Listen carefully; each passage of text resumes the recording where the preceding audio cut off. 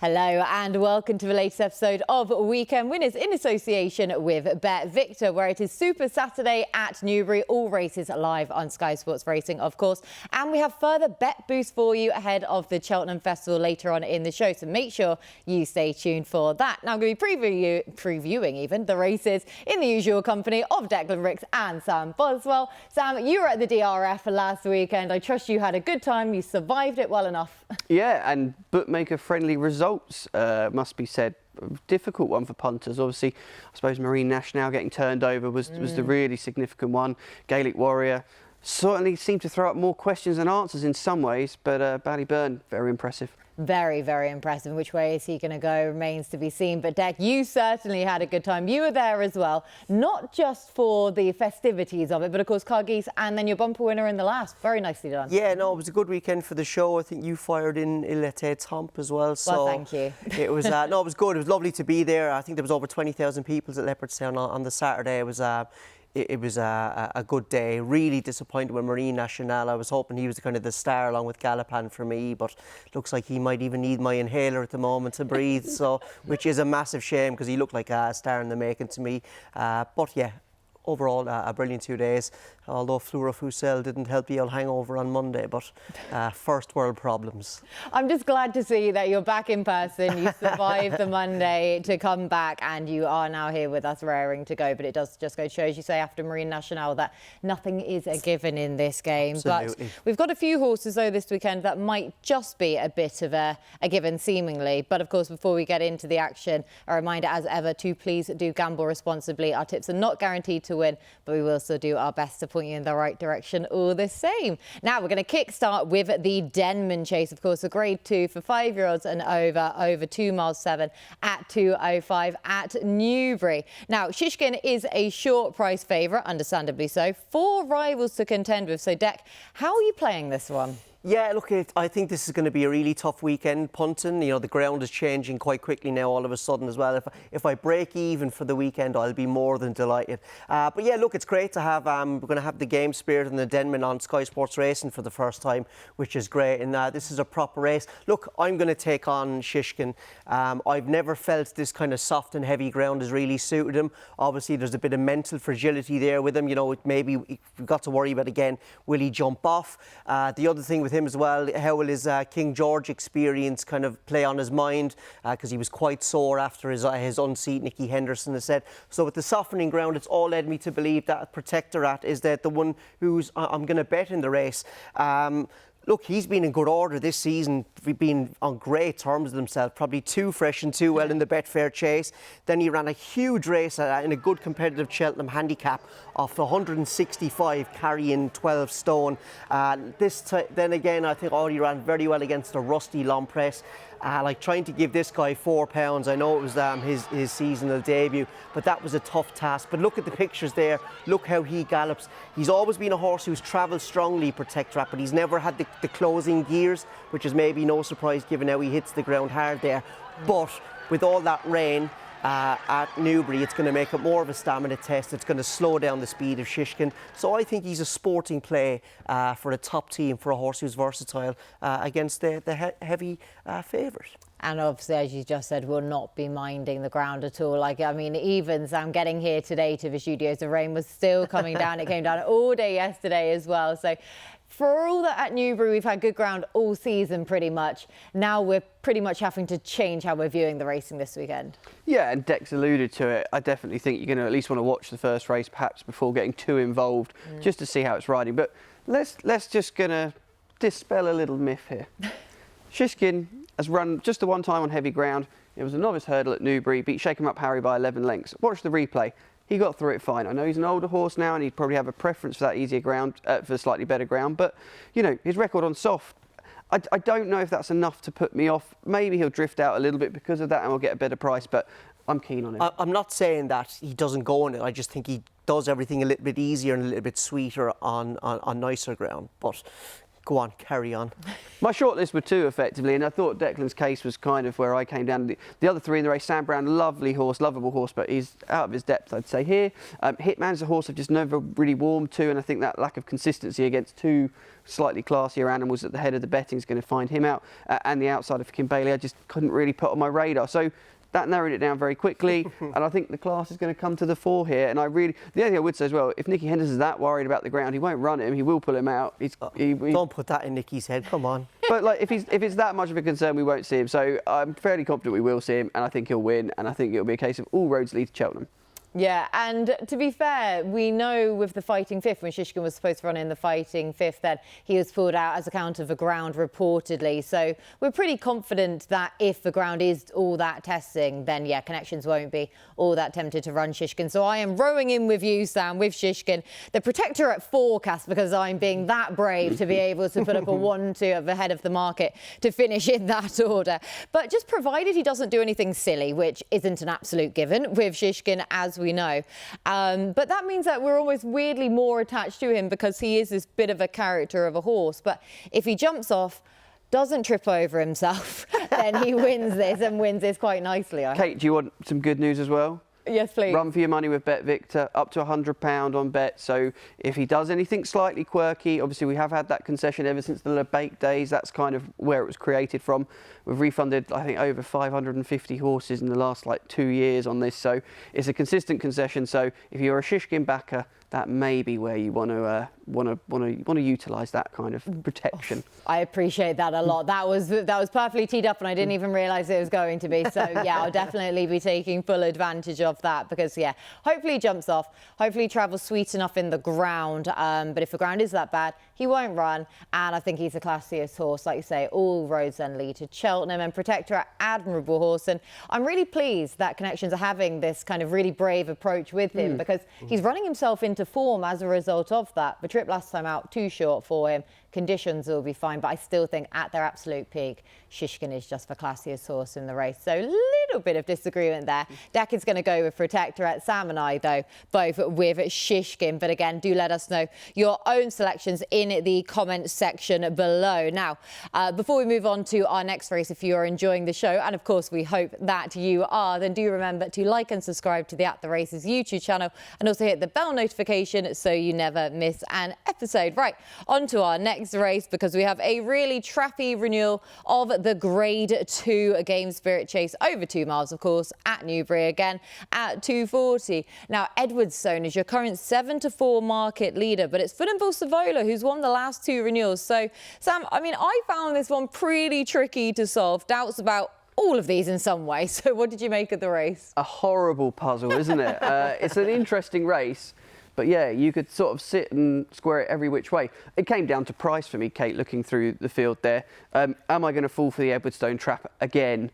No. So you're off that. I'm off the Edwardstone train. I've finally kind of given up that bad habit. And he's an admirable horse. I just don't know if he's quite the horse I thought he was ever going to be. 10 now.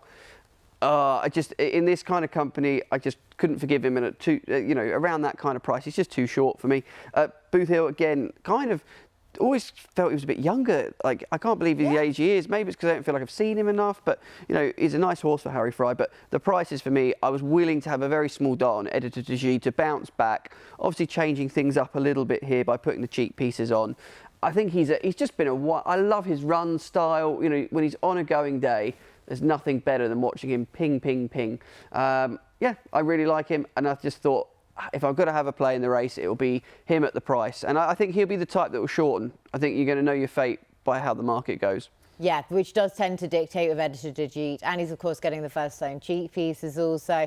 And he is only a year older than Boot Hill, because you just say about Boot Hill and his age, where you think he's the young pretender, these younger legs that are coming up through the ranks. He's only a year younger than Editor Digit and also Edwardstone at the head of the market, Dex. So it's tricky to weigh him up. Yeah, no, this is a really tricky race. Edwardstone was probably a bit too gassy last time out. I think Tom Cannon reported he hung as well. You don't really like that either. But Boot Hill as well, it's softening grounds, maybe not for him. And he comes here off a nasty fall. So I also came down on Editor Digit. look, he's been very hit and miss this season. Maybe the early part of the season, the Moore's done a good job getting his mark down and targeted the Desert Orchid, which he won. I thought he was good that day, but he was very idle in so many places. You could see the ears were pricking the whole way. I think he won by 4 lengths in the end. He was closed down late, but I thought he wasn't doing a tap. That's why I think the cheek pieces could really make him. Now, look, the ground is a worry for him as well, but he is a Grade 1 winner. The cheek pieces could liven him up, and he's a much bigger price than the front two at the market. I think last time out at Cheltenham, you can maybe forgive the run because he made a very bad error early in the race. So, yeah, as long as the ground doesn't get really brutal, but it's a question for all of these here. I just thought he was maybe a bit of a sporting play at the prices against the top two in the market in a race that has a heap of question marks. So many question marks. Yeah. You two in agreement, though. So Are you not joining the bandwagon? Yeah, come on, Kate. Not at all. Oh. No way. No, I agree with the pair of you two where I'm taking on those at the head of the market, because in a race full of question marks, I'm trying to look for something at a price. It just feels criminal of me to then still end up at the head of the market, especially when you look at these horses' profiles. You have Edwardstone. He hasn't looked the force of old this season and is coming back in trip despite, before last time out, looking like he wanted to step up in trip. Boot Hill, he needs to prove that he's recovered from his fall last time out and going left-handed now.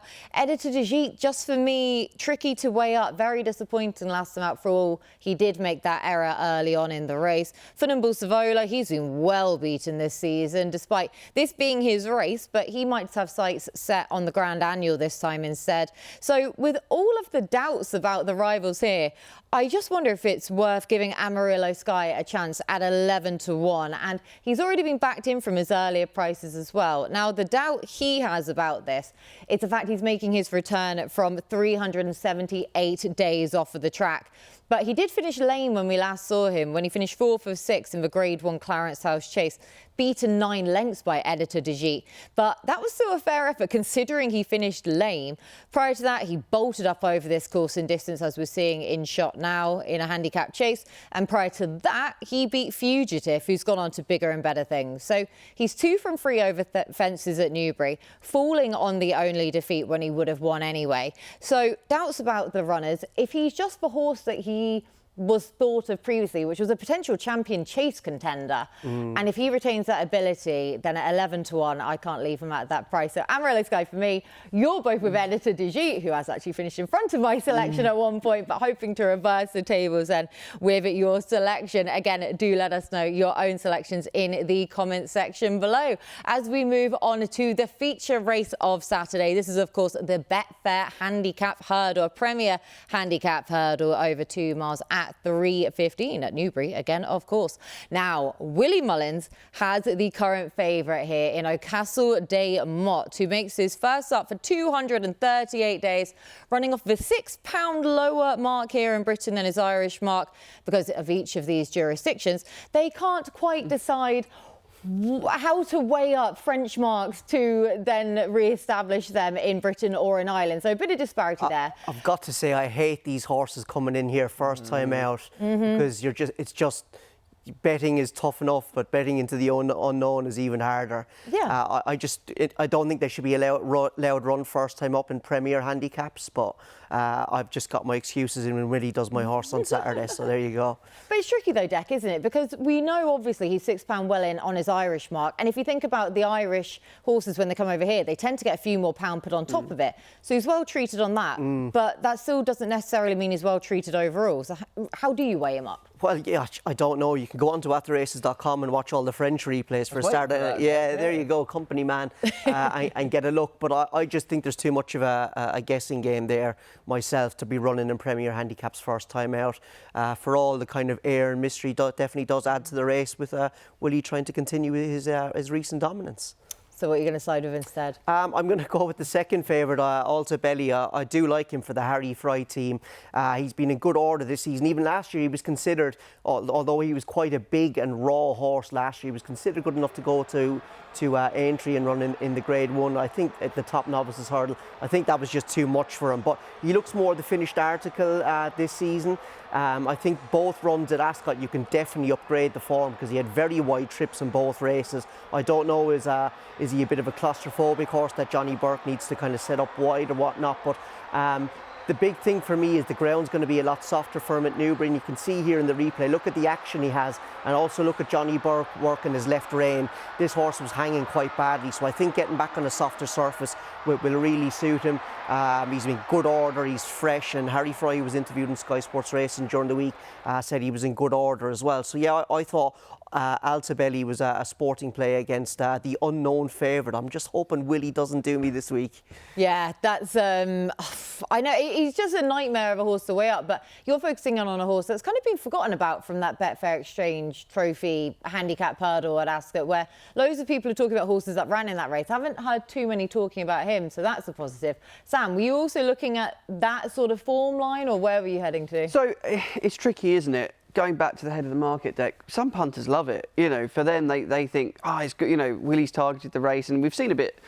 Anti-post betting isn't quite what it was outside the festival, but there has been a bit of money for it in terms of people see it, they want in, which is great. But Willie's record in the race is a little bit questionable, isn't it? It's one of the few races I don't think he's ever He's come won. close. Seal de Neige came close for years ago. And the horse that finished second to Kalashnikov. Thinking back, that's the only time I can really. That was the McManus horse that Aidan Coleman ride. Yeah, he probably should have won that day. Anyway, enough nostalgia. Let's focus on the actual race. And Iberico Lord for me was the one I was willing to chance again after the Ascot run. There was sort of a little bit of a question mark about what happened that day, and his Greatwood win was really taking, I thought, and certainly felt like he was definitely going to have enough in hand to go and sort of claim another one of these type of races. And I've no doubt Nicky Henderson, he's throwing a few darts here, but this one looks to be the best of his chances. I would be more worried about the Ascot run had there been sort of less sort of concern. It was kind of like, we just don't know, he just ran a bit flat, and it happens with horses sometime. And he's so young in his career, the ground won't be an issue for him as well, whereas going through the field, I really like Ben Pauling's horse, but there's no way I can back that when I don't think the horse is probably even going to run by the sounds of it, because it's going to need that better surface. So that box is ticked for me. A little bit skinny at around 6-7 to 1, but I did think if you were being really cheeky, you could play it each way. Absolutely. I think, just to say there, I think the Ascot was, remember we previewed the Ascot race, they just set up completely different races for him. Yeah. Cheltenham was soft ground, strongly run race. That race at Ascot was good ground, slowly run basically, and it just didn't suit him. Saturday's conditions are going to be right up his street as well. He was high on the short list, but I just thought the big boy Altabelli was a little bit better handicapped. Yeah, I think that Iberico Lord is going to be very, very popular play. People will just be having him in kind of their saver bet. You think he'll go a favourite, Kate? You going to make the call? I don't think he will. I think he'll shorten. Again, I think that he's going to be one of the most popular horses because everyone will use him as a saver in the race. But I think people are going to row in now of this Willie Mullins favourite and see how well treated he is and want to side with him. I mean, if he drifts, then goodness me. But the confidence in the week behind that horse, I think that's the other thing we should mention. With Warwick off, does that mean Daryl Jacobs now going to ride him instead of Danny Mullins? Oh, good question. point. That is a very good question because, of course, we know Darryl falls in behind second on the Maneer and Suede horses behind. Poor El Darryl must be getting sick in his mouth every time he watches El Fabiola run. Oh, I know, mustn't he just? But yeah, fortunately, he takes his opportunities when they come to him. So could well be a Betfair Hurdle for him. I'm not with any of them that we talked about because I've done a bit of flip-flopping with this race. I had two original selections. My long shot now, I'm going to save for later because I think that the ground may just gone against her. So for that reason, I'm bringing in my soft ground performer as the main play, and that is Spirit Danu, who's won 5 of his last 6. He's now 5 from 7 in his career. Now, his only defeat in his last 6 coming at Cheltenham on his reappearance. That was in a 4-year-old hurdle, just too fresh and keen, and he was right back to it. Posted a career best last time out, dotting up at Sandown on heavy ground, back in a handicap hurdle, a comfortable winner as well, pulling clear with another progressive 4-year-old, and that time was 4 seconds quicker than the fighting 5th on the card. Now, he skipped the aforementioned Betfair Exchange Trophy, where he would have had to have carried a £4 penalty for that. Instead, he comes here with a freshen up. Hopefully not too much of a freshen up because he can get quite fresh and keen, and he looks nicely safe for this race. Having been entered in the international hurdle, which I thought was interesting. Yeah, which is a brave call for a horse of his age as well, then to be making that. So they clearly think plenty of him. Why not when he's got that record in his career? So hopefully he can prove up to another task here. Spirit Danu for me, deck. It's going to be Auto Belly for me, please. And Sam? Iberico Lord. Right, 3 different plays then in the Betfair Hurdle. Again, do let us know your own selections in the comments section below as we head over to the Sky Pad to give you more Cheltenham anti-post plays as well as our best bets for the weekend. Now, it's that time again where we put up more Cheltenham anti-post bets. So, Sam, BetVictor have some good news for us this week as well. Yeah, this week we've got non-runner, no bet, everything. And we've got everything on site now, from your handicap to the bumper, you name it. It's all there, ready to try and pick through. And I had a stab at a handicap this week, Kate, because, you know, it's an easy puzzle to solve this far out, isn't it? Yeah. I kind of quite like the profile of this horse, who is called Antepost. Henry de Bromhead, have I butchered the Irish there, Deck? On top or no, you done all right. Yeah. 7 out of 10. He's an interesting horse. He was very talked about. You'll see from the photo, probably doesn't do him justice. He is massive. You know, drop the chaser in the making cliche that we always hear, but he's definitely a type for Henry that's going to improve. He is already 7. He's sort of quite lightly raced for his age. Obviously, this season he's been seen to good effect. We caught up with him. He won at Fairy House on debut. Then he finished in behind. He was 3rd to, I think, King of Kingsfield, who's obviously gone on for Gordon and been, I thought, a really good marker and ran quite nicely. Dublin Racing Festival. That Lawless and Nacy he ran in. I just think he just didn't quite suit the race. It didn't quite work for him. He's now got a mark, I think, 138 in Ireland. He could go to the Martin Pipe, but I just thought, looking at him, the size of him, I think he'd really suit like the hurly-burly of a Coral. I mean, they're all hurly-burlies, aren't they? But I just felt he'd suit that. So Antepost, a bit of a tentative play, first dip into the toe of the handicaps for us. And we're not running no bet, so if he goes elsewhere, my money's back. Yeah, so like I say, if he goes to the Martin Pipe, then you get your money back. If he goes to the Coral, ideal. And he's a lovely horse, isn't he? So, yeah, looking forward to seeing what he can then do. But, again, do make sure to utilise that bet boost there. That was just on your screen. So, it was a handicap option for Sam, Deck. Are you also going down a similar route? Yes, I am going to go down the easy Fred Winter route. Very easy, the easiest of them all. Yes, and I'm going to put up a British horse trained by Paul Nicholls called Gabriel du Matin.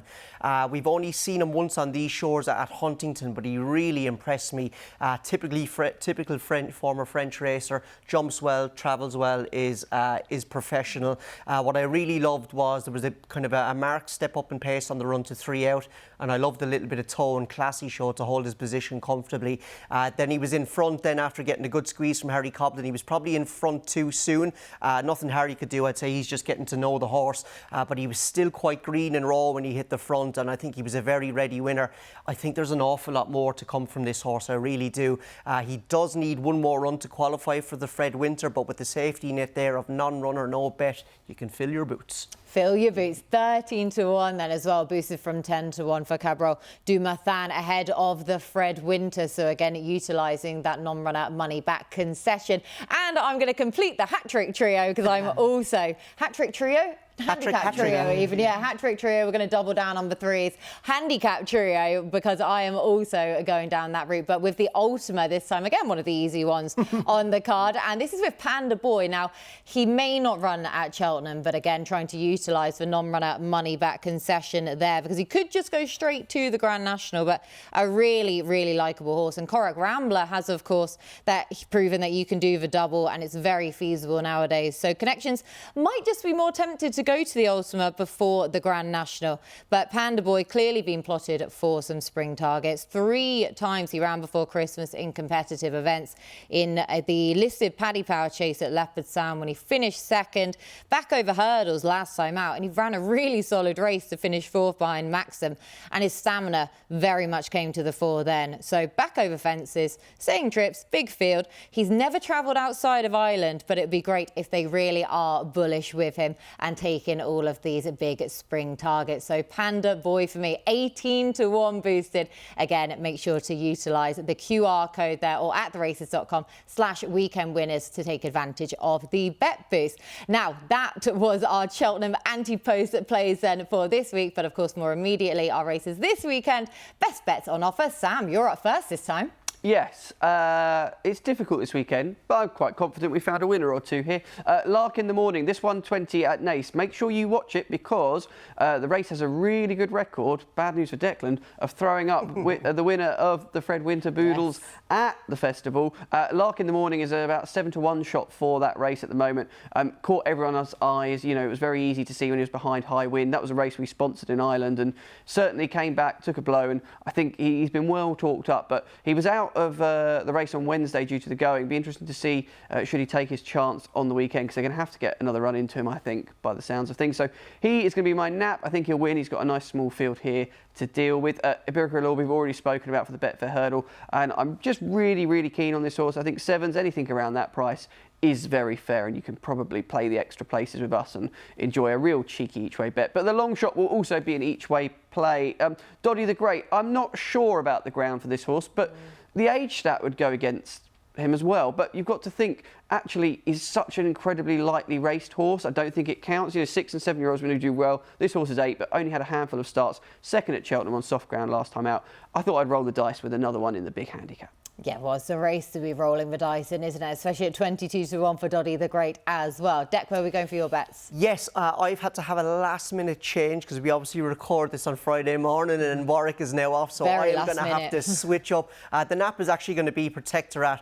We've already discussed him in the show. I just think he's a sporting play against Shishkin, given the way the ground is, and we just mentally we don't know what kind of Shishkin will turn up. So, and we know Protectorat's been in good order. The next best we've also discussed, it's going to be Alta Belly in the Betfair Hurdle. Has run 2 cracking races at Ascot this season, especially given the wide trips he's had. I think softer ground will certainly suit him. How soft now, if it goes heavy, that's another ball game, but I think genuine soft ground should be okay for him. And I'm going to go with a 2-pronged approach in the Betfair, copying Katie Tracey's notes here this week with Spirit Anu.